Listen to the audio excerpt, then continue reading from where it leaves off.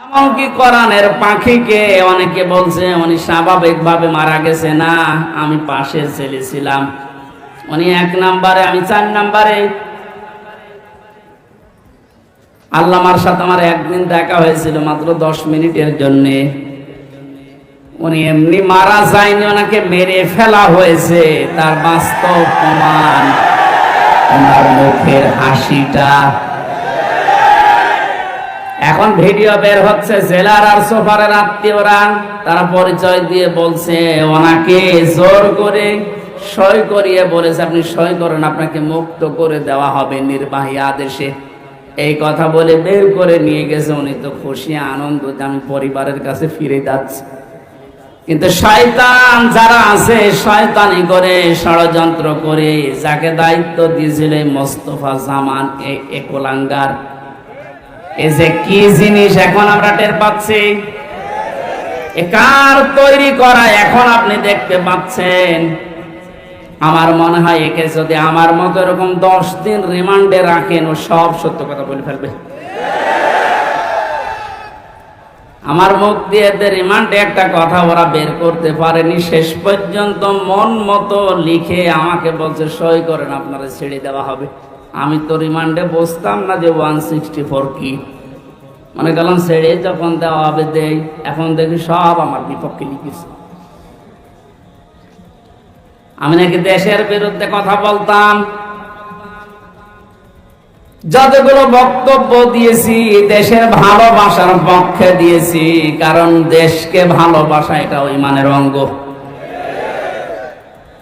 আরে মানুষগুলো এটা আমাকে বলে কয়ে নিয়েছে যে বলেন আপনি যে আপনাকে এদেশের কিছু মানুষ টাকা পয়সা দিয়ে ব্যবহার করে যে আপনি দেশের বিরুদ্ধে, এই সরকারের বিরুদ্ধে, তাহলে আপনাকে ছেড়ে দেব।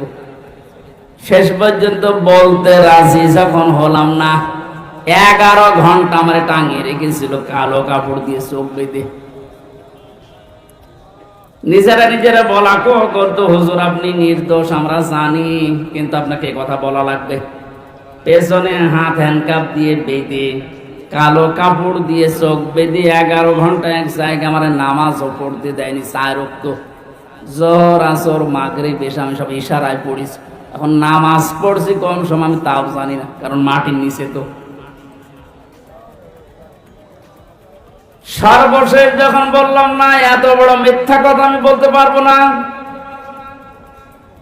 আকিস গ্রুপে আমি চাকরি করতাম, ওনাদের বিরুদ্ধে হাজার হাজার কথা লিখতে বলেছেন, একটাও পারবো না, কারণ ওনারা এরকম না। শেষে আমার বলছে যদি আপনি আজকে সন্ধ্যার ভেতরে এগুলো স্বীকার না করেন, না বলেন, তাহলে আপনার বউ তুলে নিয়ে আনবো। কি চরিত্র দেখিস।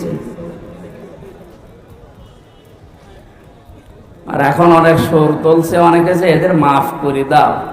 এই জালেমদের মাফ করা মানে মাজলুমের উপরে অবিচার করা।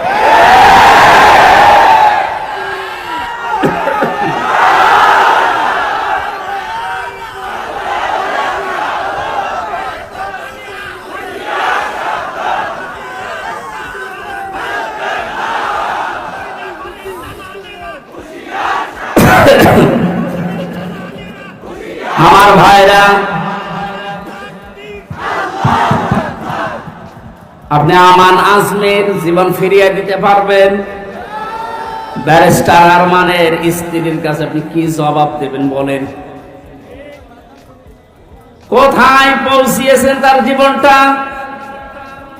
কি ট্যালেন্টেড সন্তান ছিল মীর কাসেম আলীর।